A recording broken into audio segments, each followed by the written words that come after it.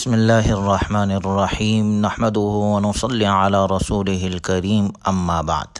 سیرت النبی صلی اللہ علیہ وسلم کے مدنی دور کا درس نمبر 109 غزوہ بنی مصطلق اور اس میں منافقین کے کردار سے متعلق ہے۔ جب رسول اللہ صلی اللہ علیہ وسلم 700 صحابہ کرام رضی اللہ عنہم اجمعین کے ساتھ 2 شعبان سن 6 ہجری میں بنو مصطلق کی طرف روانہ ہوئے، مسلسل سفر کرتے ہوئے بلا آخر مریسی نامی چشمے تک پہنچے۔ اسلامی لشکر نے وہاں دشمن کے قریب پڑاؤ ڈالا۔ ابھی باقاعدہ جنگ شروع ہونے والی تھی کہ رسول اللہ صلی اللہ علیہ وسلم نے بنفس نفیس اپنے صحابہ کرام رضی اللہ عنہم اجمعین کی صف بندی فرمائی۔ مہاجرین کا علم حضرت ابوبکر رضی اللہ عنہ کو اور انصار کا علم حضرت سعد بن عبادہ رضی اللہ عنہ کو دیا گیا، جبکہ دوسری جانب کفار کے لشکر کا علم صفوان بن مالک کے ہاتھ میں تھا، اور اسی کے بیٹے سے حضرت جویریہ رضی اللہ عنہا کی پہلی شادی ہوئی تھی۔ چنانچہ جب دونوں لشکر ایک دوسرے کے مد مقابل ہوئے تو جنگ کا آغاز اس طرح ہوا کہ کفار کے لشکر میں سے ایک شخص نے پہل کی اور مسلمانوں پر تیر چلا دیا۔ اس طرح جنگ کی آگ بھڑک اٹھی۔ مسلمان کچھ دیر تک تو ان پر تیروں کی بوچھاڑ کرتے رہے، پھر رسول اللہ صلی اللہ علیہ وسلم نے صحابہ کرام رضی اللہ عنہم اجمعین کو حکم دیا کہ وہ ایک ساتھ مل کر حملہ کرے۔ چنانچہ وہ ان پر شیر کی طرح جھپٹ پڑے۔ یہ حملہ بڑا زبردست تھا۔ کفار کے ایسے ہوش اڑ گئے کہ انہیں اپنی جگہ سنبھلنے کا بھی موقع نہیں ملا۔ یہ جنگ زیادہ دیر نہیں رہی۔ مسلمان جلد ہی کفار پر غالب آ گئے اور بنو مصطلق کو چاروں طرف سے گھیر لیا۔ ان میں سے کوئی بھی بھاگ نہ سکا۔ مسلمانوں نے ان کے کل 10 افراد قتل کر دیے، باقی سب قید کر لیے گئے۔ ان کے علم بردار صفوان کو حضرت ابو قتادہ رضی اللہ عنہ نے موت کے گھاٹ اتارا۔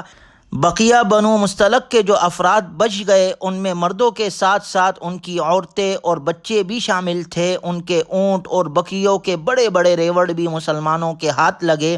اس طرح بنو مصطلق کو مسلمانوں کے ہاتھ زبردست شکست ہوئی اور ان کے سارے عزائم خاک میں مل گئے۔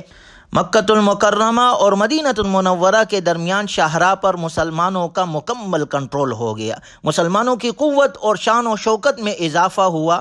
عرب قبائل پر مسلمانوں کی دھاک بیٹھ گئی۔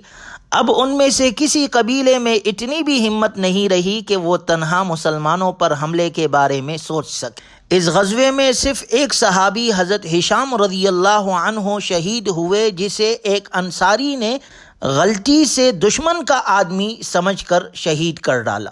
اسی طرح غزوہ بنو مصطلق میں قیدیوں کے ساتھ ساتھ کل 2000 اونٹ اور 5000 بکریاں بھی مال غنیمت کے طور پر آئی، جسے آپ علیہ الصلاۃ والسلام نے خمس نکال کر بقیہ مال غنیمت مسلمانوں میں تقسیم کر دیا۔ رسول اللہ صلی اللہ علیہ وسلم غزوہ بنی مصطلق سے فارغ ہو کر ابھی چشمہ مریسی پر قیام ہی فرما رہے تھے کہ کچھ لوگ وہاں پانی کے لیے گئے اور وہاں ایک انصاری اور ایک مہاجر کا آپس میں جھگڑا ہو گیا۔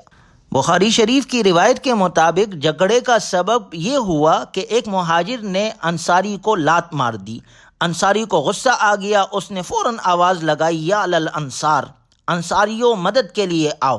یہ دیکھ کر مہاجر نے بھی پکار لگائی، یا للمہاجرین، اے مہاجروں مدد کرو۔ بہرحال شیطان نے اپنا کرتب دکھایا، انہیں ایک دوسرے کے خلاف بھڑکایا اور پرانے جاہلانہ تعصب میں دوبارہ مبتلا کرنے کی کوشش کی۔ چھوٹی سی بات فتنہ بن گئی۔ یہ ایک غیر یقینی صورتحال تھی۔ کوئی تصور بھی نہیں کر سکتا تھا کہ انصار اور مہاجرین یوں ایک دوسرے کے خلاف صف آرا ہو جائیں گے۔ رسول اللہ صلی اللہ علیہ وسلم کو جو ہی اس واقعے کی خبر ملی، آپ صلی اللہ علیہ وسلم فوراً وہاں تشریف لے گئے اور ان سے جواب طلب کر لیا۔ فرمایا، ما بال دعوی الجاہلیہ، دور جاہلیت کی یہ پکار کیسی ہے؟ جب صورتحال بتلائی گئی تو آپ علیہ الصلاۃ والسلام نے اس موقع پر فرمایا، دعوها فانها منتنہ، ایسی باتیں چھوڑ دو، یہ بہت گندی باتیں ہیں۔ مسلم شریف میں ایک روایت میں ہے، آپ علیہ الصلاۃ والسلام نے فرمایا، لا بأس، کوئی بڑی بات نہیں، آدمی کو اپنے بھائی کی مدد کرنی چاہیے، چاہے وہ ظالم ہو یا مظلوم ہو۔ ان کان ظالما فلینہاہ فإن لہ نصر، اگر وہ ظالم ہے تو اسے ظلم سے روکو، یہی اس کی مدد ہے۔ وَإِن كَانَ مَظْلُومًا فَلْيَنْصُرْهُ، اور اگر مظلوم ہو تو اس کی مدد کرو۔ اس طرح آپ علیہ السلام کی بروقت مداخلت سے معاملہ رفع دفع ہو گیا اور فریقین ٹھنڈے پڑ گئے۔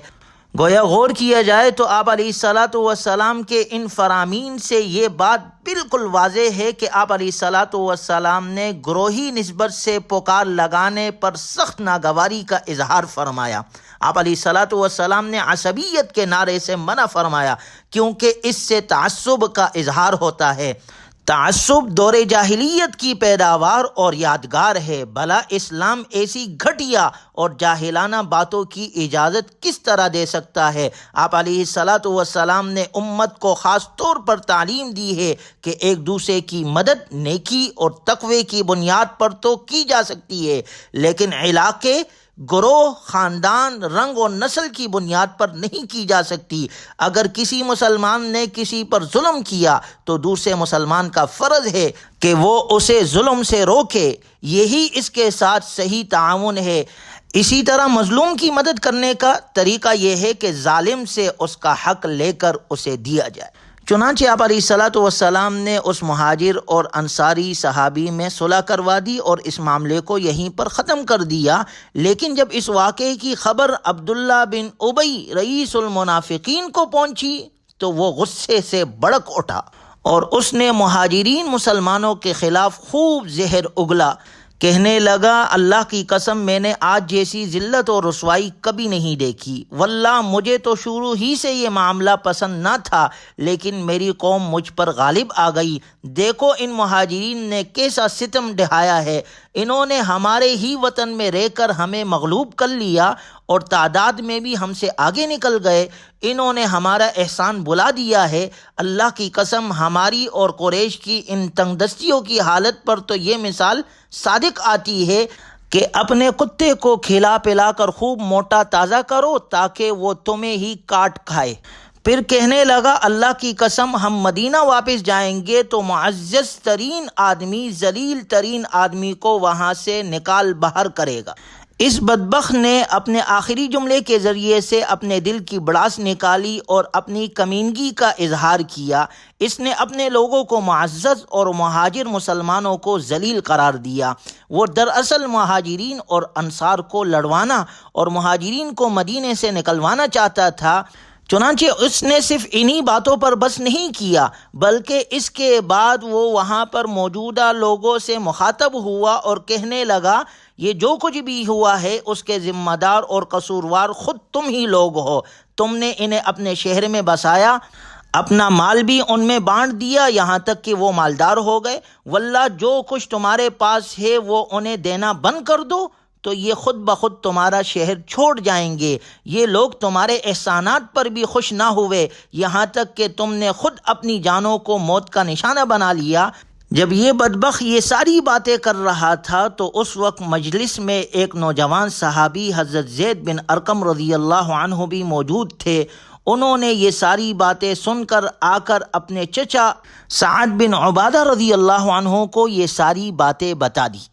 جب حضرت سعد رضی اللہ عنہ نے یہ پوری توجہ سے باتیں حضرت زید بن ارقم رضی اللہ عنہ کی سنی تو اس کے بعد وہ سیدھے رسول اللہ صلی اللہ علیہ وسلم کے خدمت میں حاضر ہوئے اور آپ علیہ السلام کو رئیس المنافقین عبداللہ بن ابی کی اصلی خیالات سے آگاہ کر دیا۔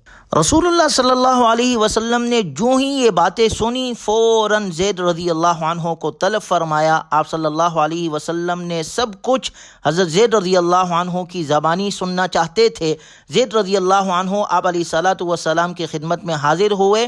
انہوں نے جو کچھ سنا تھا من وعن سب آپ علیہ السلام کو بیان کر دیا۔ جب حضرت زید رضی اللہ عنہ نے آپ علیہ السلام کو اس رئیس المنافقین کی زہریلی گفتگو سے آگاہ کیا تو آپ علیہ السلام نے سخت ناگواری کا اظہار فرمایا۔ آپ کو اتنا شدید غصہ آیا کہ آپ کا چہرے مبارک کا رنگ بدل گیا۔ زید رضی اللہ عنہ چونکہ نوعمر لڑکے تھے، اس لیے آپ علیہ السلام نے مزید تصدیق اور اطمینان کے لیے فرمایا، یا غلام لعلک غضبت علیہ، اے لڑکے شاید تمہیں اس پر غصہ آ گیا ہے۔ زید رضی اللہ عنہ بولے نہیں اللہ کی قسم میں نے یہ باتیں خود اس کی زبان سے سنی ہے۔ آپ صلی اللہ علیہ وسلم نے پھر فرمایا لعلہ اخطأک سمعک، شاید تمہیں سننے اور سمجھنے میں غلطی لگی ہو۔ انہوں نے کہا اللہ کے نبی میرے کانوں نے مجھے کوئی دھوکہ نہیں دیا۔ آپ صلی اللہ علیہ وسلم نے تیسری مرتبہ فرمایا لعلہ شبہ علیک، شاید اس کی بات تم پر مشتبہ ہو گئی ہے۔ زید رضی اللہ عنہ نے اللہ کی قسم کھا کر کہا اللہ کے رسول صلی اللہ علیہ وسلم میں نے پورے ہوش و حواس کے ساتھ اپنے کانوں اور اس کی زبان سے یہ سب کچھ سنا ہے۔ جب حضرت زید رضی اللہ عنہ نے اس بدبخت کی اس ساری گستاخانہ باتوں کی تصدیق کی تو یہ سن کر حضرت عمر رضی اللہ عنہ سے رہا نہیں گیا، وہ ایک دم کھڑے ہو گئے اور رسول اللہ صلی اللہ علیہ وسلم کی خدمت میں عرض کرنے لگے اللہ کے رسول مجھے اس منافق کی گردن اڑانے کی اجازت دیجیے۔ آپ علیہ الصلوۃ والسلام نے انہیں روک دیا اور فرمایا دعہو، اسے کچھ نہ کہو۔ اور آپ علیہ السلام نے فرمایا لا یتحدث الناس ان محمدا یقتل اصحابہ، لوگ کہیں گے کہ محمد صلی اللہ علیہ وسلم اپنے ساتھیوں کو قتل کرتے ہیں۔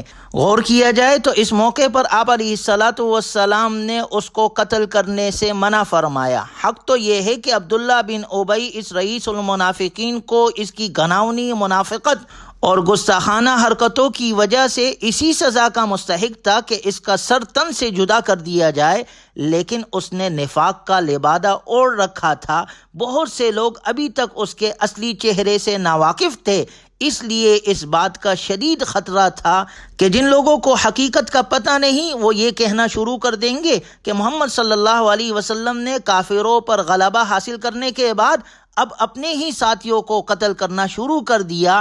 اس طرح نہ صرف مزید فتنہ اور فساد ہو جانے کا خدشہ تھا بلکہ مسلمانوں کی سیاسی شہرت بھی داغدار ہو جاتی۔ ایسی حالت میں داخلی اور خارجی دشمنوں کو پیغمبر اسلام صلی اللہ علیہ وسلم کے خلاف پروپیگنڈے کا موقع مل جاتا۔ چنانچہ یہی وہ وجہ تھی جس کے پیش نظر آپ علیہ الصلوۃ والسلام نے رئیس المنافقین عبداللہ بن ابی کو قتل کرنے کی اجازت نہیں دی۔ اس موقع پر رئیس المنافقین نے مہاجرین اور انصار کو لڑانے کے لیے جو چال چلی اور جو باتیں کہی، آپ علیہ الصلوۃ والسلام نے حضرت زید رضی اللہ عنہ سے اس کی تصدیق کر لی، اور اس کے بعد آپ علیہ الصلوۃ والسلام نے رئیس المنافقین کو بلایا، اس سے بھی تصدیق کی۔ چنانچہ وہ آیا، اس کے بعد آپ علیہ السلام نے اس سے پوچھا، اس نے جھوٹ بولا اور اس پر اللہ نے قرآن کی آیت سورہ منافقون پوری نازل کی اور حضرت زید کی بات کی تصدیق فرمائی، جس کا ذکر انشاءاللہ اگلے درس میں تفصیل کے ساتھ کیا جائے گا۔ اللہ ہمیں ہر قسم کے نفاق سے محفوظ فرمائے۔ وآخر دعوانا الحمدللہ رب العالمین۔